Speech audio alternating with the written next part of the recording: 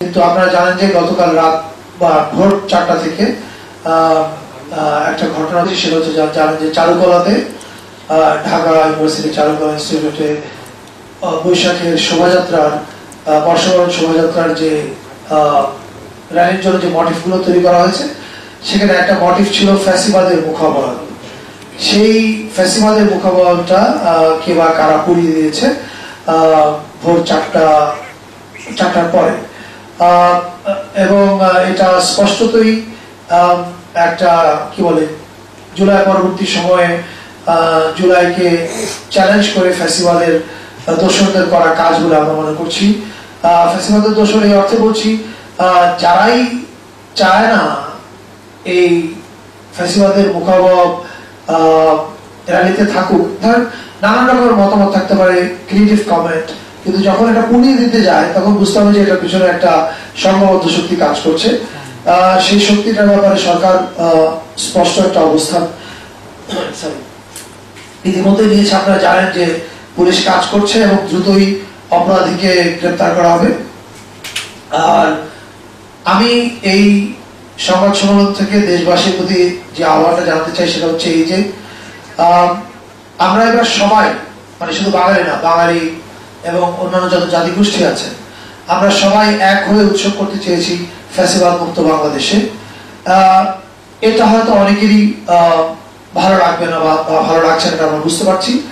এটার উত্তর হচ্ছে আমরা সবাই আরো বেশি করে বর্ষবরণ শোভাযাত্রায় এবং চৈত্র সংক্রান্তির উৎসবগুলোতে যোগ দিব, এবং যোগ দেওয়ার মাধ্যমে আমাদের ঐক্য দিয়েই আমরা তাদেরকে পরাজিত করব। এটা হচ্ছে এই কথাটা আমি আপনাদের মাধ্যমে দেশবাসীর উদ্দেশ্যে বলতে। দেখেন, এটা তো বোঝা যাচ্ছে যে এই ঘটনাটা যারা ঘটিয়েছে তারা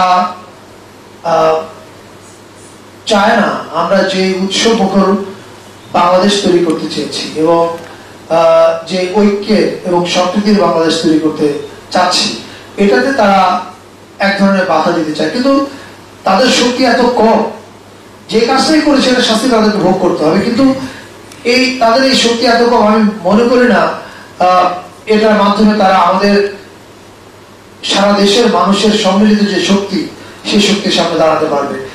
এটা এই চৈত্র সংক্রান্তি এবং পহেলা বৈশাখে বোঝা যাবে। এবং এখনই বোঝা যাচ্ছে, আপনারা আজকে পানছড়িতে যে ফুলবিজু উৎসব হয়েছে, তারপরে আমাদের পার্বত্য জেলাগুলোতে যে শোভাযাত্রাগুলো রয়েছে, সেখানে অংশগ্রহণ এবং সেখানে ফ্যাসিস্টের যে মুখাবয়ব নিয়ে তারা মিছিল করেছে, সেটা দেখে বুঝতে পারবেন যে এটাকে থামিয়ে রাখা যাবে না। আমি মনে করি না এই শক্তিটা এত শক্তিশালী বা তাদের এরকম শক্তি আছে যে বাংলাদেশের সব মানুষের সম্মিলিত শক্তির সামনে তারা দাঁড়াতে পারবে, এটা বিশ্বাস করি। দেখেন, নিরাপত্তার ব্যাপারে আমাদের অনেকগুলো মিটিং হয়েছে। স্বরাষ্ট্র উপদেষ্টা জনাব জাকির ভাইয়ের নেতৃত্বে আমরা সভাও করেছি, আরো অনেক কয়েকজন উপদেষ্টা সেখানে উপস্থিত ছিলেন। সরকার আইন শৃঙ্খলা রক্ষা করার জন্য যত বাহিনী আছে, পুলিশ,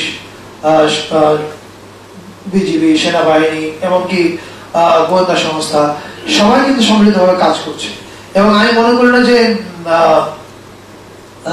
নিরাপত্তার কোনো বড় ঝুঁকি আমরা দেখছি।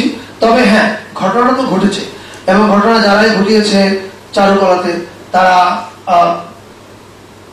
হয়তো আগুন দিয়েছে একজন বা দুইজন, কিন্তু এর পিছনে তো অনেক মানুষ আছে, পরিকল্পনা হয়েছে। তারা প্রত্যেকে আইনের আওতায় আসবে এবং তারা প্রত্যেকেই এটার জন্য কি বলে বিচারের সম্মুখীন হতে হবে।